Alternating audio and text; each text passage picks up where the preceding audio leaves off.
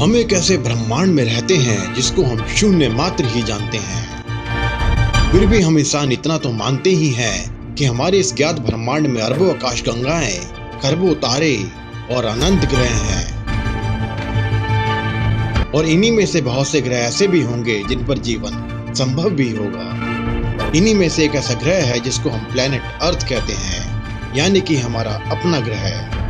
हमारे अपने ही ग्रह पे अरबों किस्म के जीव से लेकर सूक्ष्म जीव रहते हैं और यह सब ब्रह्मांड के बनाए नियम कायदों से बंधे हैं।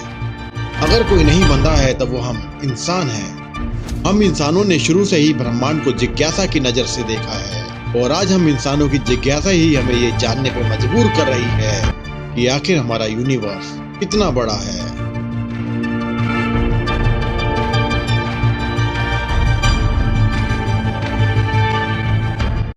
आज हम जिस नॉन यूनिवर्स को जानते हैं उसकी शुरुआत हमारी अर्थ से होती है, जहां जीवन की हर तरफ भरमार है। लेकिन आज जिस ग्रह पर हम रह रहे हैं उस पर जीवन अनिश्चित है।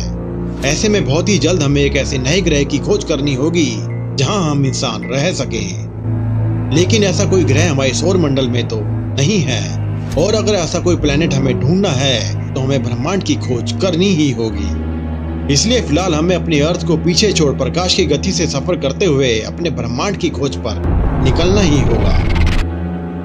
और करीब एक दिन की यात्रा कर 17 अरब किलोमीटर दूर आने के बाद यह है हमारा अपना सोलर सिस्टम, और वो है हमारी अर्थ, जहां हमारी सिर्फ एक दिन की यात्रा से पृथ्वी पर पूरा 1 साल गुजर चुका है। और अब हम लगभग 22 अरब किलोमीटर दूर इंटरस्टेलर स्पेस में हैं, जहां से अब हमारी धरती को देख पाना संभव नहीं।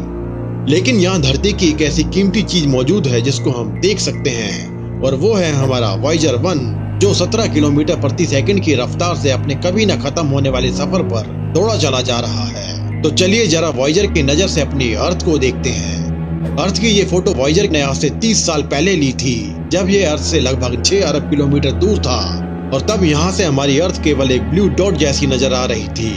यह वॉयेजर द्वारा ली गई आखिरी इमेज थी, जिसके बाद वॉयेजर के कैमरों को हमेशा के लिए बंद कर दिया गया। इसलिए अब हमें भी वॉयेजर को इसके कभी ना खत्म होने वाले सफर पर अकेला छोड़ आगे बढ़ना होगा। और यह है प्रोक्सिमा सेंटूरी, एक रेड डॉर्फ स्टार यानी एक लाल बौना तारा, जो हमारी अर्थ से लगभग 4.5 लाइट ईयर यानी 41 खरब किलोमीटर दूर है। और यह है प्रोक्सिमा सेंटूरी बी, एक एक्सोप्लैनेट जिसकी अर्थ पे यह संभावना जताई जा रही थी कि यहाँ धरती जैसा वातावरण हो सकता है। लेकिन यह तो एक निर्जन सा ग्रह जान पड़ रहा है, और अगर इसके और अंदर जाया जाए तो यहाँ इंसानों के लायक ऐसा कुछ भी नहीं है जिससे कि यहाँ इंसानों को बसाया जा सके। इसलिए अब हमें अपनी धरती पे इस निर्जन ग्रह की जानकारी को भेज आगे निकलना होगा।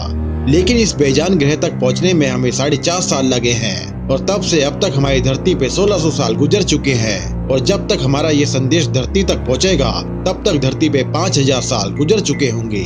और इस बात की भी पूरी संभावना है कि अगर धरती पे तब तक इंसानों का अस्तित्व बचा रह गया होगा तो वो हमारे द्वारा भेजे गए सिग्नल को शायद किसी एलियन सिविलाइजेशन का संदेश मान लेंगे, जिसको समझ पाना शायद उनके लिए मुश्किल होगा। इसलिए अब हमें सारी संभावनाओं को पीछे छोड़ और आगे निकलना होगा। और अब हम अपने 55 साल के सफर के बाद 55 लाइट ईयर्स दूर यानी लगभग 520 खरब किलोमीटर का सफर तय करके आ पहुंचे हैं अपने सोलर इंटरस्टेलर नेबरहुड में, जहां हम अपने सूरज और उसके पड़ोसी तारों को देख पा रहे हैं। और इसमें दिखाई दे रहे सभी तारों का भी अपना एक सोलर सिस्टम है। लेकिन इस बीच हमारी धरती का क्या हुआ? तो हमारे इस 55 साल के सफर में धरती पर 20,000 साल से ज्यादा का समय बीत चुका है, और इन 20,000 सालों में धरती से पूरी मानव जाति का अंत हो चुका है। लेकिन अब हमें अपने इंटरस्टेलर नेबरहुड को भी पीछे छोड़ आगे के सफर पर चलना होगा। और अब हम अपनी धरती से लगभग 600 लाइट ईयर्स यानी 5600 खरब किलोमीटर दूर एक खास प्लेनेट केपलर 22b पर हैं। लेकिन ये प्लेनेट हमारे लिए इतना खास क्यों है? तो इसकी वजह इसका वातावरण है, जो हमारी धरती से लगभग मिलता जुलता है। लेकिन शायद यहाँ वातावरण ही नहीं बल्कि जीवन भी मिलता जुलता सा लग रहा है। यानी इस ग्रह पे कोई एडवांस सिविलाइजेशन पहले से ही मौजूद है, और शायद यहाँ इंसानों जैसे या उससे भी ज्यादा विकसित जीव रहते हैं। धरती पे अभी तक खोजे गए सभी एक्सोप्लैनेट में से केपलर 22b ही एक ऐसा ग्रह है जिसको अर्थ 2.0 का नाम मिला था। और इस अर्थ 2 से इंसानों को बहुत उम्मीदें भी थी कि यहाँ कभी इंसानों को बसाया जा सकेगा। लेकिन यहाँ तो पहले से ही जीवन फल फूल रहा है। इसलिए अब हमें इस ग्रह को पीछे छोड़ अपने ब्रह्मांड के सफर को जारी रखना होगा। और लगभग 2.5 लाख साल चलने के बाद अब हम आ पहुंचे हैं अपने मिल्की वे गैलेक्सी में, जो हमारी अर्थ से 25,000 लाइट ईयर यानी 2,36,000 खरब किलोमीटर दूर है। और ये रेत के कण से भी छोटा दिख रहा हमारा इंटरस्टेलर नेबरहुड है। लेकिन इन 2.5 लाख सालों में धरती का क्या हाल है? तो इन 2.5 लाख सालों में धरती पे लगभग 9 करोड़ साल बीत चुके हैं और धरती पे जीवन विशाल नहीं बल्कि बेहद विशाल हो चुका है। और लगभग 15 मिलियन लाइट ईयर यानी 1,41,607 खरब 680 अरब किलोमीटर के लंबे सफर के बाद अब हम आ पहुंचे हैं अपने लोकल गैलेक्टिक ग्रुप में। लेकिन यहाँ से हमारी मिल्की वे गैलेक्सी का रूप कुछ और ही नजर आ रहा है। लेकिन क्यों?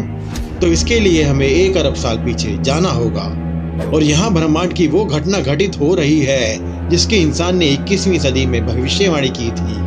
यानी यहाँ हम मिल्की वे और एंड्रोमेडा गैलेक्सी की प्रचंड टक्कर को देख पा रहे हैं और इसके बाद जो गैलेक्सी बनी है उसका नाम मिल्कोमेडा है।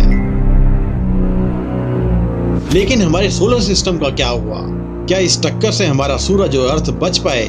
यकीनन बच पाए, लेकिन साथ ही साथ हमारे सूरज ने अपने जीवन के आखिरी 5.5 अरब साल पूरे कर लिए हैं और अब हमारा सूरज मर रहा है। ये एक रेड जाइंट यानी एक लाल दानव तारा बन चुका है और हमारी अर्थ इसमें समाकर भाप बन चुकी है। अब हमारे सौर मंडल में ऐसा कुछ भी नहीं बचा है जिसको हम अपना कह सकें। इसलिए अब हमें बिना किसी आस के अपने आगे के सफर को जारी रखना होगा। और अब हम अपनी धरती से करीब 65 मिलियन लाइट ईयर यानी 62 करोड़ खरब किलोमीटर दूर आ चुके हैं। हमें इस सफर को प्रकाश की गति से तय करने पर भी 6 करोड़ 20 लाख साल का समय लग गया और इस बीच हमारी पृथ्वी को मरे हुए लगभग 23 अरब साल बीत चुके हैं। लेकिन यहाँ पर हमारा वर्गो सुपर क्लस्टर मिसिंग है और यही नहीं बल्कि ब्रह्मांड के सभी तारे, ग्रह और आकाश गंगाएं सभी गायब हैं। लेकिन क्यों? तो यह जानने के लिए हमें 1 अरब साल पीछे आना होगा। अभी तक तो यहाँ सब कुछ ठीक ही लग रहा है, लेकिन बहुत जल्द यहाँ कुछ ऐसा घटित होने वाला है जिसका अनुमान 21वीं सदी में लगा लिया गया था।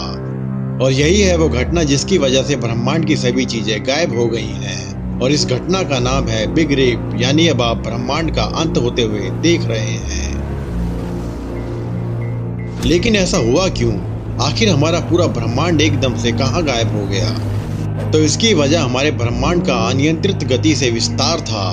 ब्रह्मांड के फैलने की रफ्तार धीरे धीरे बढ़ती गई और इस वजह से ब्रह्मांड के सभी तारे, ग्रह और आकाश गंगाएं टूटकर उस अंत तक अलग होते गए जब तक कि वहां सिर्फ इलेक्ट्रॉन और प्रोटॉन ही बाकी रह गए। और अंत में ये मूल कण भी एक दूसरे को खत्म करने लगे और नतीजे में रह गया एक ऐसा ब्रह्मांड जिसमें अब कुछ भी नहीं है।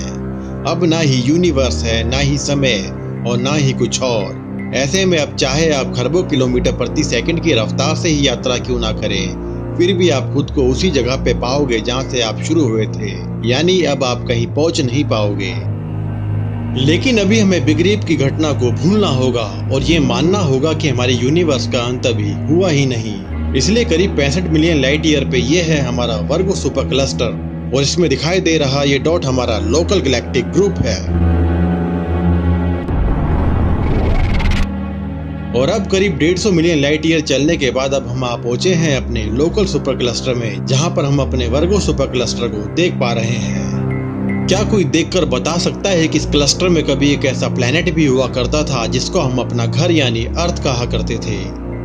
लेकिन इतने सालों के लंबे सफर में अब हमारा सोलर सिस्टम कैसा दिखता होगा? तो जवाब है अब वहां कुछ नहीं बचा। और अगर कोई प्लेनेट बच भी गया होगा तो अब वो इस अनंत ब्रह्मांड में अकेला भटक रहा होगा। और अब हम अपने सौर मंडल से लगभग 46.5 बिलियन लाइट ईयर दूर आने के बाद अब जो हमारा लोकल सुपर क्लस्टर हमें बहुत विशाल लग रहा था, अब वो मात्र एक रेत के कण के समान रह गया है। और यही है हमारे ऑब्जर्वेबल यूनिवर्स यानी ज्ञात ब्रह्मांड की आखिरी सीमा। इससे आगे अभी हम इंसान देख पाने में असमर्थ हैं। आज तक हम जितना भी ब्रह्मांड अभी तक खोज पाए हैं वो हमारी उंगली के टिप के बराबर भी नहीं। लेकिन हमारा ब्रह्मांड यही खत्म नहीं होता, बल्कि यह तो हमारे अनंत ब्रह्मांड की सिर्फ एक शुरुआत भर है। और जैसे जैसे हम अपने ब्रह्मांड से दूर होते जा रहे हैं वैसे वैसे हमारा ब्रह्मांड एक छोटे से बुलबुले में बदलता जा रहा है। और अरबों लाइट ईयर दूर आने के बाद ये है हमारा मल्टीवर्स, जहाँ पर हर एक बुलबुला एक विशाल ब्रह्मांड को समाये हुए है। और इन हर एक ब्रह्मांड में हमारी धरती जैसे न जाने कितने ग्रह होंगे जिन पर जीवन की भरमार होगी, जिसका कोई अंत नहीं। इसलिए हम चाहे कितनी भी कोशिश क्यों ना कर लें, लेकिन हम चाहकर भी ब्रह्मांड के छोर तक कभी नहीं पहुंच पाएंगे।